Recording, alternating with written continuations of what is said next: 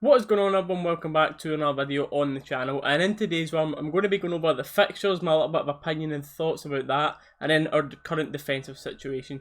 So if you haven't seen our fixtures for the season already, I'll put them on screen right now for you to have a look at, but we are starting off again up at Pittodrie playing Aberdeen.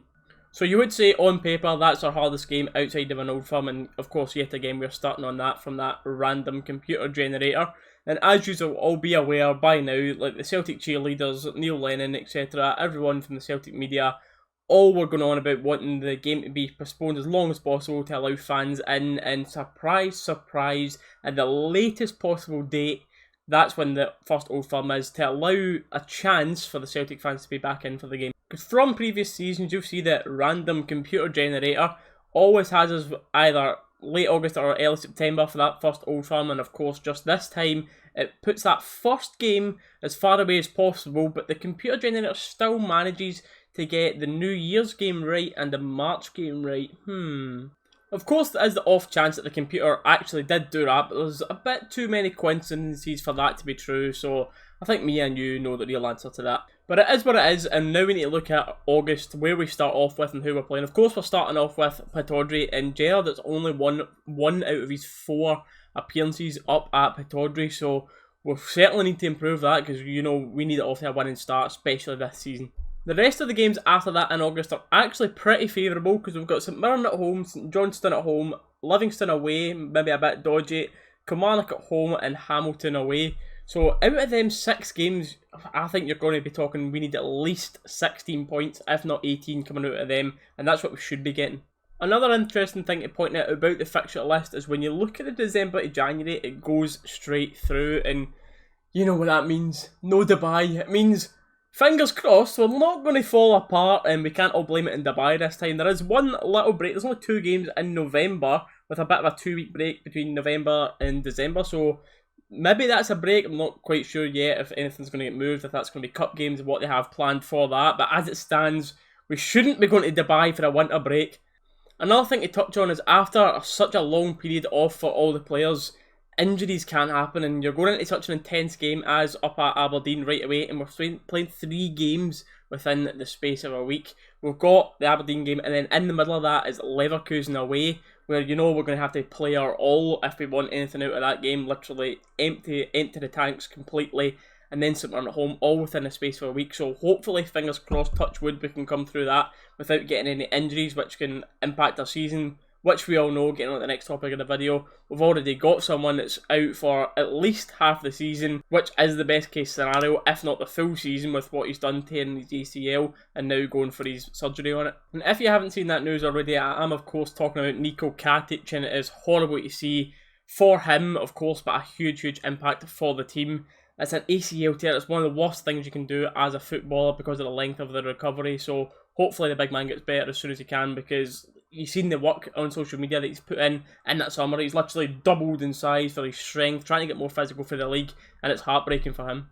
So similar to my last video, I put out a poll over my Twitter for other Rangers fans to have their opinion on whether they think we need to strengthen that centre-back area with Nico's injury now, because of course we've got Goldson, Hollander and Edmondson, who are the main 3, but you have got some other youths, and then the big boy Basie coming in as well, but we haven't seen him play. So here on screen now is the results to that poll, and 51% of people thinking we need to buy someone, and 49% saying we have enough. So as you can see, that is a very split opinion between the Rangers fans, so it's a big decision for Gerard and his team, but I'm going to get into some of the comments and replies on that now and see what other people think. The first one to come back replying here is Lockie Logan. He said he personally feels Basie and George will do the job fine, but if we need to bring someone else in, as long as it's not Joe Worrell, and I think we can all agree on that. We've got Rangers Zone commenting on it saying, forgot Basie can play there as well, to be honest, and that will be a waste of money for bringing another person in. If Basie was required to play centre back and then Barisic got injured, Aribo can also do a shift to left back.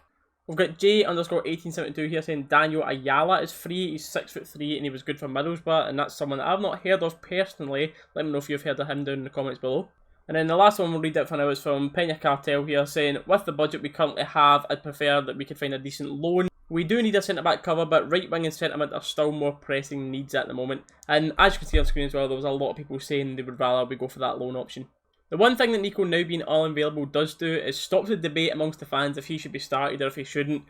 you've got some fans who think he's the best, like me, and then you've got some fans who think he's the bottom of the four between Hollander, Goldson and Edmondson, but it takes that debate right out of the question though. But we do have some youths. Of course, Basie can play in that centre-back position, but as we've said, we've not seen him play there before. But you do have the youths like Lewis Mayo, Ross Wilson, who we've seen them two in the team before. But do you think they're able enough to step up? Do you think we've got two centre-backs now that are capable enough to go out there and win that league? You also have Ross McCrory, who could play in centre-back, but I think he's more suited to that centre-mid / right-back role. But I am of the opinion that we should be going out and investing in that position. There's a lot of options there, but just still don't think, and even when Nico was there, I don't think we had like a top option. And I have said this previously as well, that is why there's such a debate over who is the best two centre-backs, because we don't have one that's like stand out better than the rest. So I would like us to go out and invest in a centre-back so that we have a solid number one. In Gerrard's eyes, it seems to be Goldson, but I know a lot, if not the majority of fans, don't like Goldson being in the team. But the final thing I would say on it is I don't think Goldson and Hollander or Goldson and Edmondson, because realistically, Gerrard will pick one of them two for the combination. I'm not sure that is a good enough pairing to go out and win that league. Of course, that is something that I would love to put my hands up and say I was wrong, and hopefully that is what happens if we do keep and go with the current centre-backs that we've got. But this can move us on to the next talking point of the video, which is about another defender, and it's about a very strong rumour about Matt Polster leaving to New England Revolution for 300,000. And again, I've asked fans, because I've seen a lot of mixed opinions about this, about him leaving as well, if you thought it was a good idea him leaving, or do you think that we should keep him? And as you can see on screen now, 74% of people will think it was a good move to let him go for 300,000. I do have to add as well, from what I've seen on social media, a lot of people might be missing his missus more than him, more than the actual Rangers player himself, because I think she actually does get a bit more publicity amongst the Rangers fans than Polster himself.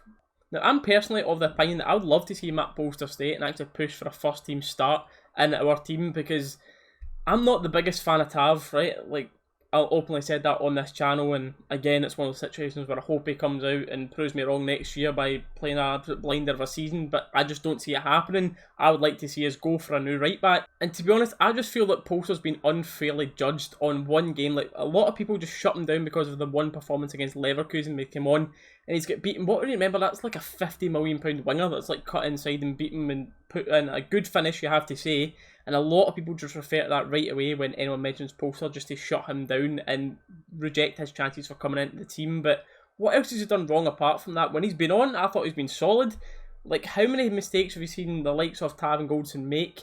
But they don't get thrown under the bus and they're back in the team week in, week out, because footballers can make mistakes, but it's all about consistency. Now, this rumoured agreement was released on US Independence Day, which was not so staunch at all. But what I'd like to know is your thoughts down in the comments, if you think we're strong enough in that right back position starting the season with Tav as the number one choice, and then hopefully you would think that would be Patterson stepping up, which would be the good side to this, one of our own homegrown players stepping up and hopefully getting his chances throughout the season. Do have to give credit to Ross Wilson though. Like, if this does go ahead, getting 300,000 for a player that we've got for nothing and he's barely touched the ball in the time that he's been here, you've got to applaud that. Now, that's going to be all for this video, guys, and as always, I'd love to know your thoughts and opinions down in the comments below. Once again, thank you all for watching. I appreciate it massively if you could leave a like and subscribe to the channel if you haven't already, and we'll catch you in the next one.